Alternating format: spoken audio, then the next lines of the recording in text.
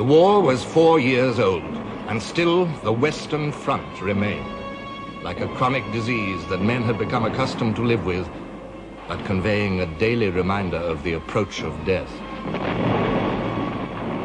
This ragged line, etched into the broad surface of the earth, was the focus of the most gigantic effort ever generated by the human race.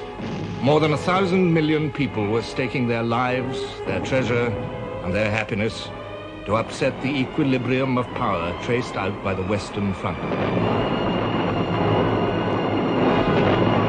The Western Front dominated the thoughts of generals. Only here, they were certain, could the issue of the war be decided. Field Marshal Sir Douglas Haig believed, "We cannot hope to win until we have defeated the German army." Defeat the enemy's army. Falkenhayn had tried.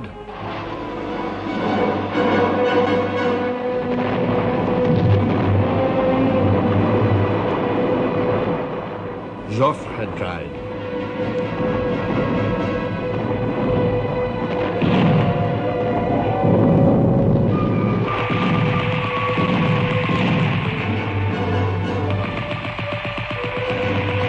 Nivelle had tried.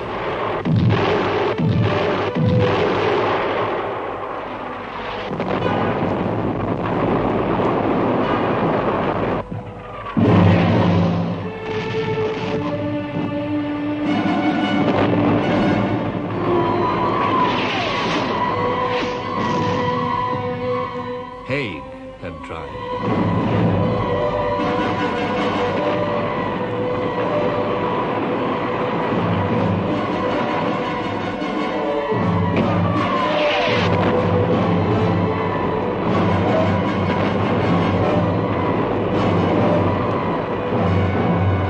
The human cost was appallingly evident. For the dead, the war was over. For the maimed, the shell-shocked, of all the armies, the war would never be over. They had been through horrors whose memory would never fade. Worse, horrors that obliterated all memories and even the mind itself.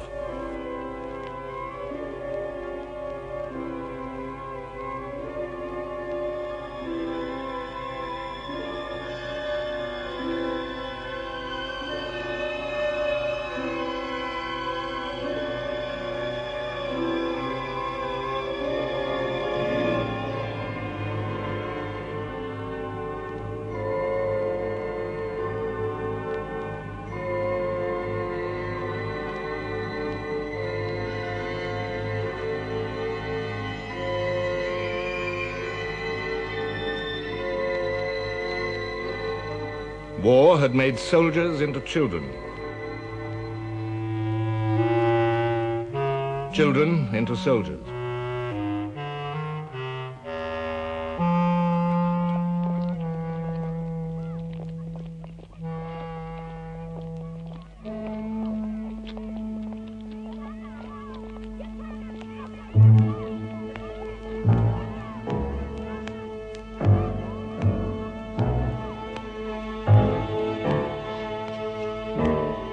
This was a new kind of war, whose scale dwarfed the traditional means to victory, victory by success on a battlefield. This was not a conflict of armies alone, but a conflict of peoples, peoples armed with all the powers of modern industry and invention, peoples obsessed by a vision of total victory. They wished to stand triumphant over a smashed, crushed, humiliated, and prostrate foe. Desire for total victory rode the human soul and spurred it on. The mainspring of the world's catastrophe was the mind of man. Victory lay with he who conquered it. Propaganda became the deadliest of weapons, and truth the first casualty. One got the impression from reading the papers and hearing the talk that the Germans, or the Huns as we call them then, were a horde of barbarians who were descending upon Europe, about to plunge Europe into another dark ages. We read about how they slaughtered women and children and threw babies up in the air and caught them on the bayonets and tortured prisoners of war and all that. I didn't believe all that. In fact, I wondered if the Germans were barbarians of that type. If they were, why we hadn't heard more about it before this war started. Government censorship in every country made sure that all news was slanted or suppressed.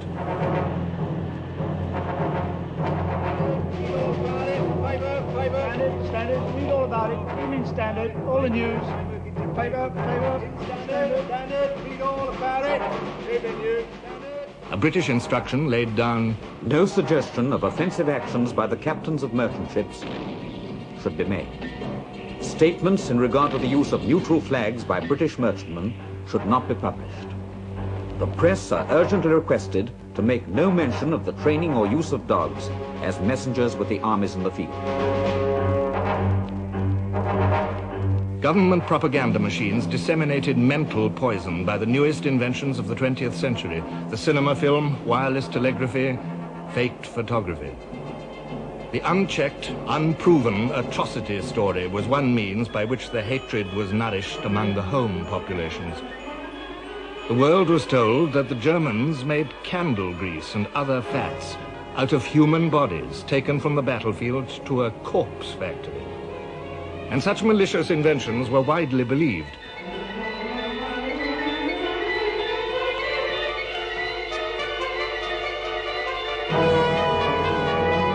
Relentlessly, the enemy was portrayed as a monster of savagery, worthy only of hate. The message never varied: hate, total hate. It was total hate that sustained the demand for total victory. What is the war itself but the outcome only of British cunning, British lying, British hypocrisy and cant and treachery? No means can be too unholy to combat this hideous octopus, whose tentacles have too long encircled the peoples of the world.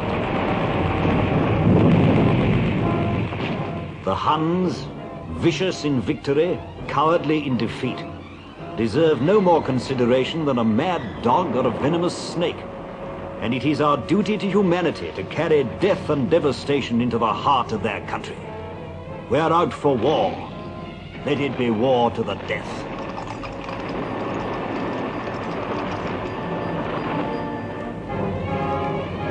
There are only two divisions in the world today: human beings and Germans.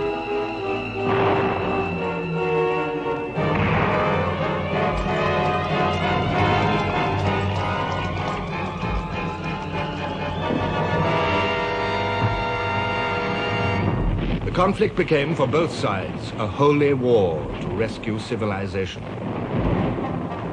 I believe in the powers of right and the crusade of civilization. In France the eternal, in the purity of our cause and the stainless glory of our flag. Such a war is a heavy price to pay for our progress towards the realization of the Christianity of Christ. But duty calls. One thing is clear: God must stand on Germany's side. We fight for truth, culture and civilization and human progress and true Christianity. Few were immune from the contagion of this universal hysteria. Even the novelist Arnold Bennett could write with sincere conviction after a visit to a war cemetery. And then a tomb with a black cross. Very disconcerting, that black cross. It is different not only in color but in shape from the other crosses. Sinister. The whole devilishness of the Prussian ideal is expressed in that black cross. Mercy, truth, and love had died, along with respect for the ancient decencies of civilization. People obediently followed their leaders and accepted without question the harsh requirements of their cause: victory by any means. Now, for the first time, the starvation of whole nations became a weapon of victory. The Allied blockade of Germany was complete. Now the Germans were eating less than half the daily food necessary for health. In 4 years of war, more than 700,000 Germans, men, women, and children, died as the result of the Allied blockade. The young and the weak suffered most. And diet consisted mainly of turnips one day and barley and prunes the next. And then it started again, turnips and barley and prunes. There was no fat. Potatoes were roasted in a little water so that they stuck to the pan. Bread got into a worse and worse state. German bread was made with grass, tree bark, turnips, or even a flour made from dried blood. Coffee was made from walnut shells, tea from raspberry or nettle leaves. There were 7,000 food substitutes in German shops.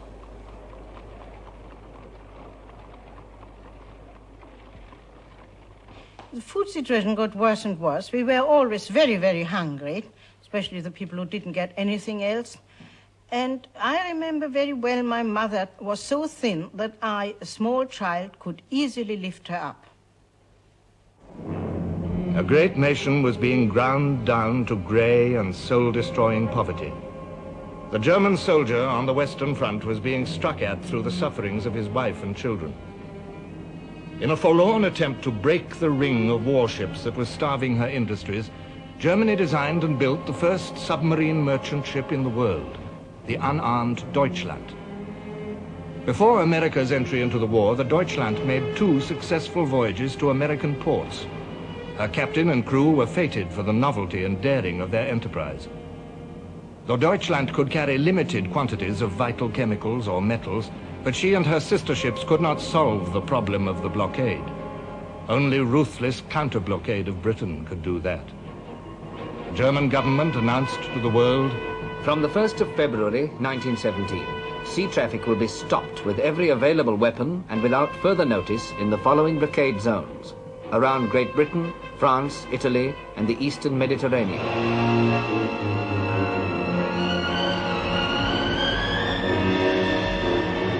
henceforth any ship, even neutrals, in these waters would be sunk at sight by German submarines.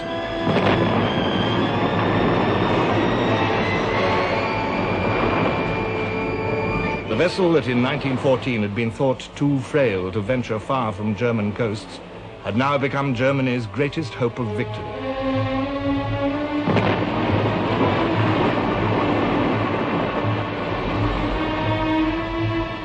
The great battle fleets of Britain and Germany were impotent onlookers in this unforeseen struggle at sea.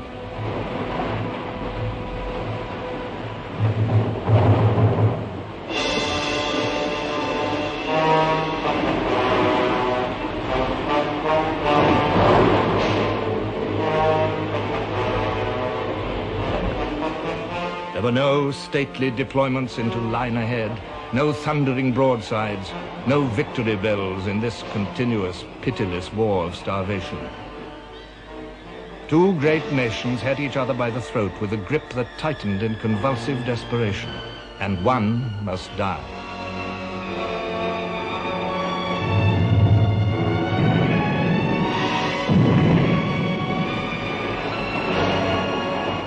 January 1917, 150,000 tons of British shipping lost. February, 300,000 tons. March, 350,000 tons.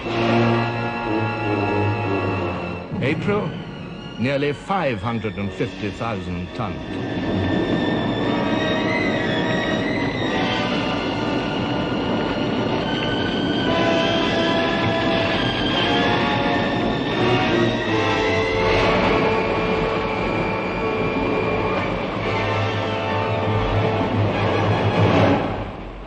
Then, slowly, month by month, the U-boat was mastered.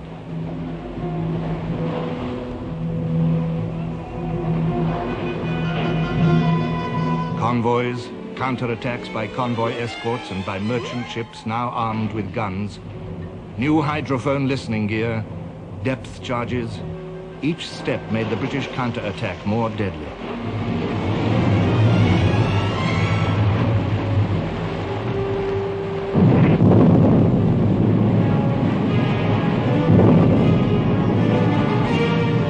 Aircraft searched the seas ready to bomb and machine gun.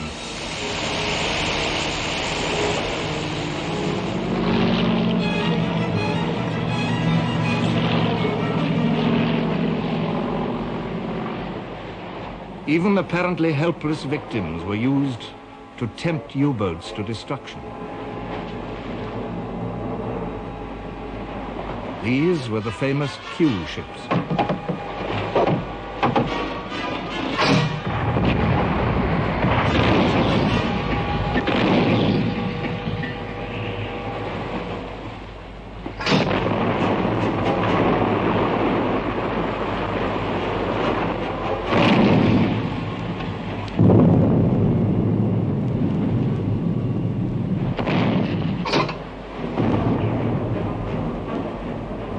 Lloyd George wrote, "It was Britain's grandest struggle at sea, in its magnitude, in its intensity, in the issues that depended upon it.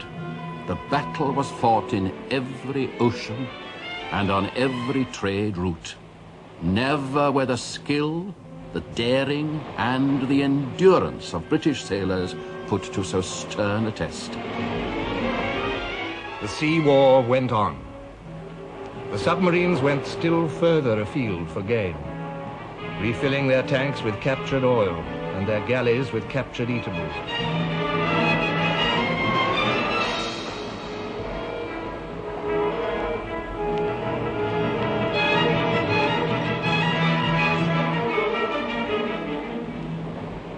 British survival still depended on the courage of her merchant seamen. I have heard of one man who has been in no less than 7 vessels that have been torpedoed. A large number of men last winter experienced days of agony and suffering in open boats. Many of them have had to have their limbs amputated.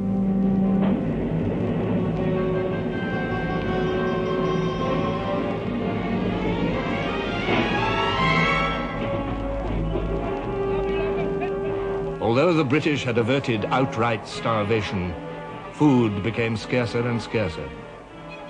Compulsory rationing was hateful to British traditions. Instead, the government appealed to the nation to ration itself according to a published weekly scale. 4 pounds of bread or 3 pounds of flour, 2.5 pounds of meat, 3/4 of a pound of sugar. I know that in government circles, deep anxiety prevails. Famine is feared. Stocks of wheat are down to 9 weeks' supply. On the 25th of February 1918, compulsory rationing was at last introduced in London and the home counties. In April, it was extended to the whole of Great Britain. Meat, approximately 2 pounds a week. Sugar and fats, half a pound each a week. Rationing did not put an end to shortages. I remember going into a shop after not having milk for several days, and they said, if you can produce a baby, you can have some milk. That was out. I went into a butcher's shop to get some meat because we were just beginning to be rationed. And I said, that looks like cat. He said, it is. The fight against food shortages fell upon a nation short of fertilizers, animal feeding stuffs, and above all, labor. In 1917, the Women's Farm Labor Force, over 230,000 of them by 1918, put on their uniforms, and the fight for higher food production was carried into the fields by a new army, the Women's Land Army. The Lilac Sunbonnet Brigade, as they were called, overcame the skepticism with which they were greeted by the farmers and formed a vital replacement to farm workers, drafted by the inexorable demands of war to the front.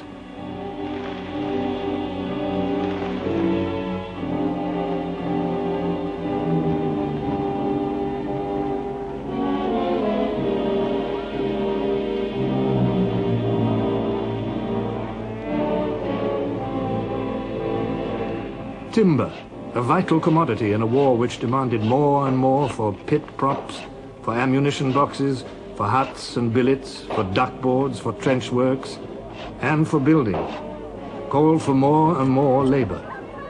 Again, women came to help and invaded a man's world with energy and with unexpected skill. Nations came to accept the breaking down of traditions and firm beliefs, intrusions upon old ways, personal liberties.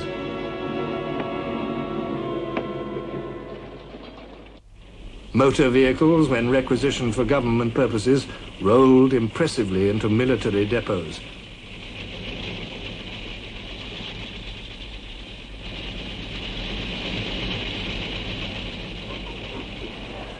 Compulsory rationing, requisition, national control of industry and shipping and railways, conscription, women in work normally done by men, national scientific research, now even Britain, with her traditional dislike of large-scale organization and state direction, had yielded to the shrill imperatives of total war. Lloyd George wrote, "The scope of government control widened steadily and ineluctably until it covered practically the whole industrial life of the nation. The nation concentrated all its great strength and skill on victory." In every country now, the individual had become a cog in a huge and complex war machine. Whole new industries had been created since 1914 for making aero engines, for making all the instruments required by modern aircraft. A small chemical industry had been transformed into a great national asset. Standardized or prefabricated ships slid down the slipways one after another. Steel for guns or steel for shells. Steel for ships or steel for tanks. There was not enough for all. Engines for tanks or engines for lorries or engines for aircraft. Not enough for all. Britain was now the war factory of the Allies.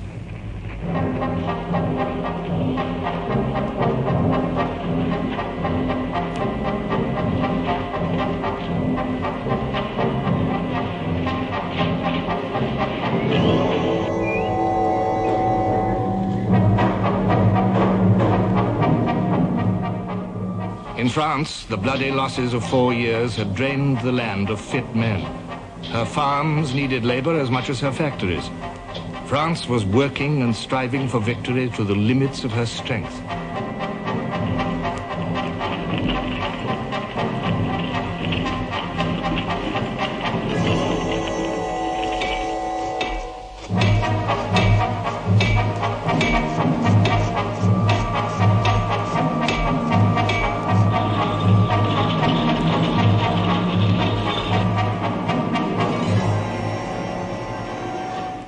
So was Germany.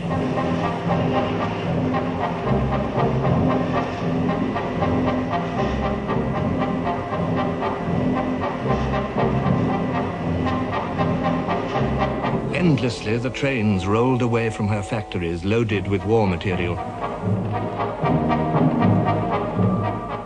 In every country, the worker was a cog in the machine. Yet often he was better looked after as a cog than he'd been in peacetime as a private citizen.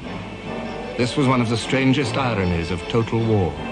Factory canteens became commonplace instead of showpieces of a few progressive firms. National kitchens or restaurants were set up in industrial areas.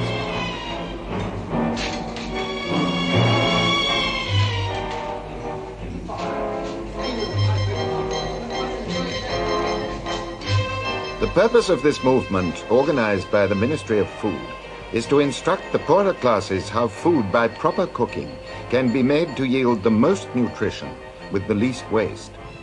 The food is distributed to the poorer residents, women, girls and boys, who come in large numbers with bowls, dishes and plates. Better working conditions, medical centers, special housing for workers, high wages. These also were the fruits of total war.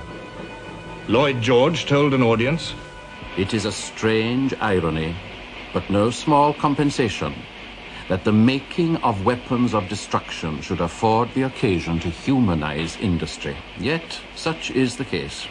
Old prejudices have vanished, new ideas are abroad.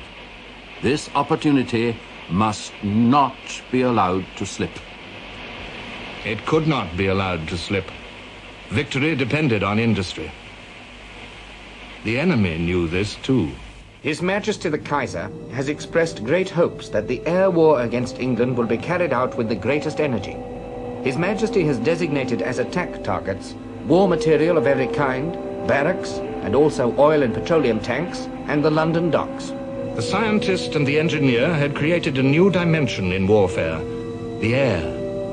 The demands of total war changed the marvelous toy of 1914 into an instrument to carry death and terror to the enemy's unarmed civilians and destruction to his war factories.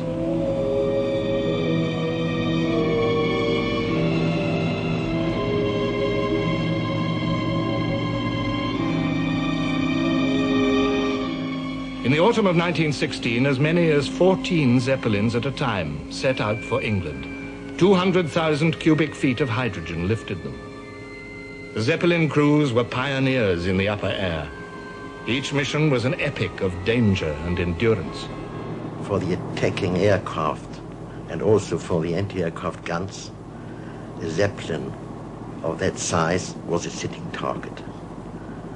About over 300 feet long, 50 feet in diameter, at a speed of 60 miles per hour. That was all. It was a very cold affair to go across to England. It was so cold that if you forgot that you didn't wear a glove at a given moment and touched any part of the aluminium structure, you would burn your fingers. And the sandwiches, which we kept in a container in the gondola, were absolutely frozen, stiff, and you had to melt part of it in your mouth until it became soft enough to be bitten off. German science gave her airmen a triumph in English skies. British science made that triumph only of brief duration. The incendiary bullet transformed a Zeppelin into a blazing funeral pyre in the sky. The death of a great airship was terrible, even to the men who destroyed it. I approached it from the stern, about 300 feet below it, and fired 4 drums of explosive ammunition into its stern, which immediately started to light.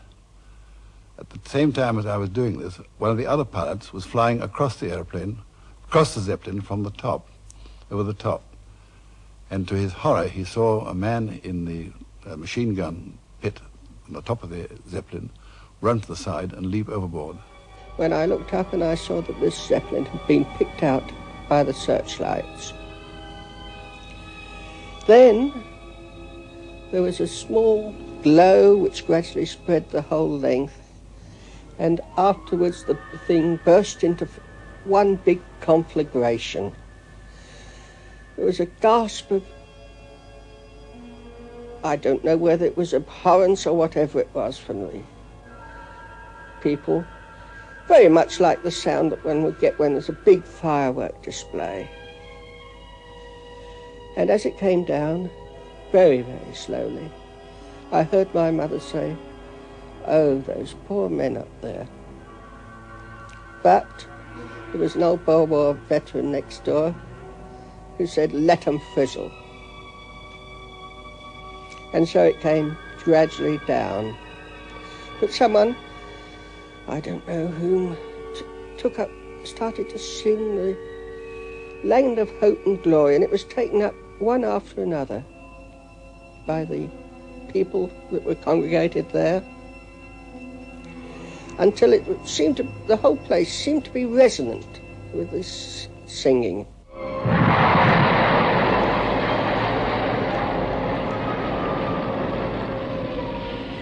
However terrible his death, there was no pity now for the enemy.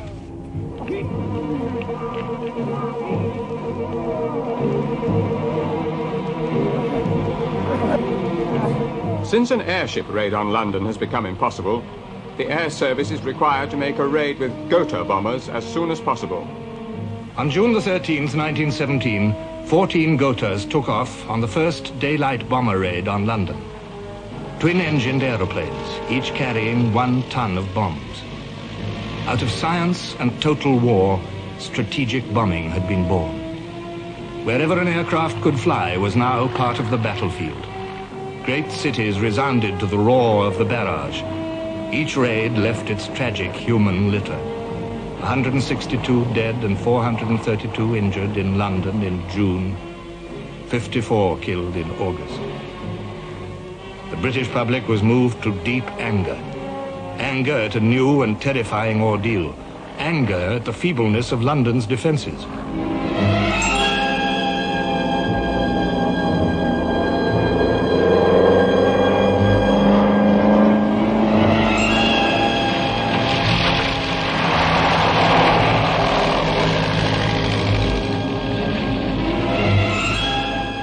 The government reorganized the defences at frantic speed.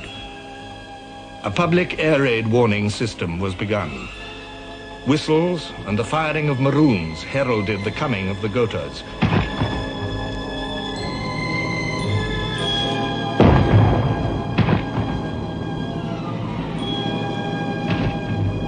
Bugles sounded the all clear.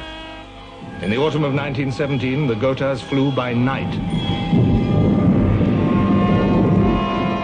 The terrifying noise of air raids frayed the nerve of a population born and bred in the safe tranquility of the Victorian and Edwardian age. War production began to suffer.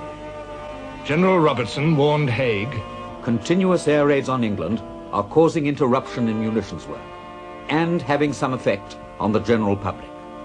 At Woolwich Arsenal, production fell to only 1/5 on the day after an air raid. The British and French air forces hit back at German industry. As Allied bombers ranged over the industrial towns of the Rhineland, the German people proved no more steady under bombardment than the British.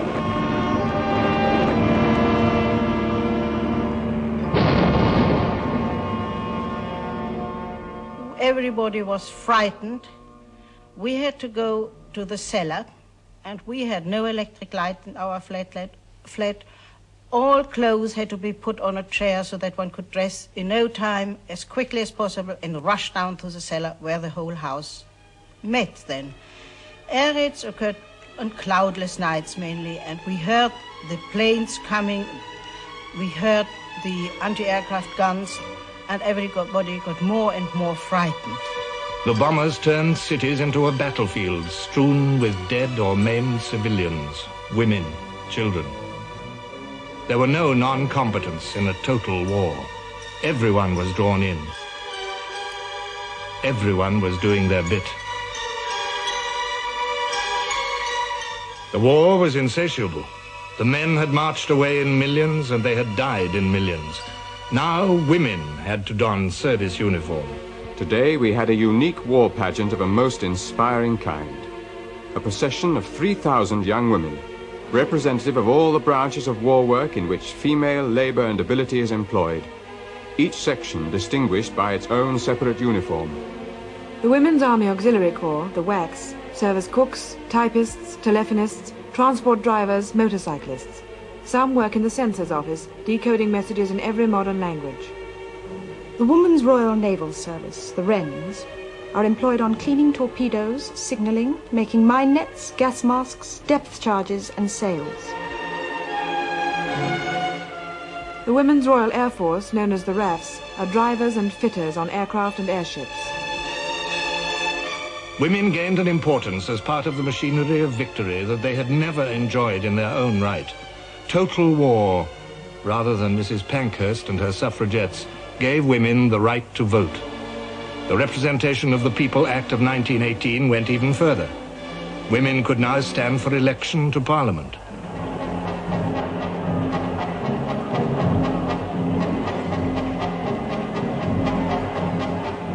Everywhere, the most ancient of privileges and prejudices were swept away by the ruthless insistence of the struggle for victory. The needs of war, so simple in 1914, so demanding by 1918, had been met by the scientist and the engineer. The small of 1914 had become mighty. The few of 1914 had become many.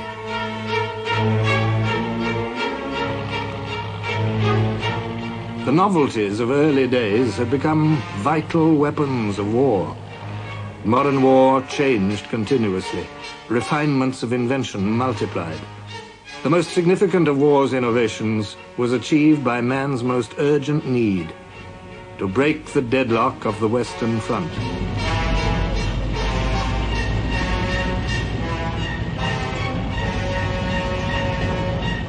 The glowing hatred of the nations put no bounds to the ingenuity and horror of their inventions. Gas that choked was not good enough. In the summer of 1917, a new gas appeared. It had a faint smell of garlic, some said, or of mustard. It was an oily liquid which evaporated very slowly. And because it had such a faint smell, the troops tended to take no notice of it. And when they did feel their eyes smarting, they were too late. It was a dreadful substance. If they got it on the soles of their boots, it would go through and burn their feet. If they went with some on their boots into a dugout and slept there, they would gas everyone in the dugout. One man could go in with some on his boots into a hut and gas everyone in the hut. What total war demanded, the scientists and engineers diligently provided. Paris, 7:20 in the morning, the 23rd of March, 1918. An explosion. And another, at intervals of 15 minutes. Yet no German aircraft was over the capital, and the nearest German lines were 75 miles away. A new fear came to a great city. What had caused these explosions? Rumors, speculations seethed through the streets of Paris. Then the French authorities announced, "The enemy has fired on Paris with a long-range gun. There are about a dozen dead and about 15 wounded." A gun with a range of 75 miles. Allied experts believed it beyond the scope of technology, but Germany had made it. She had made 3. Each gun weighed 154 tons.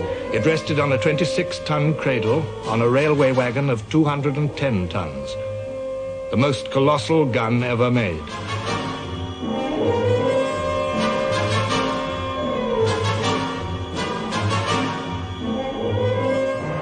When the huge French railway guns began to counter-bombard the Germans, this war of artillery, this war of technology reached its fantastic climax.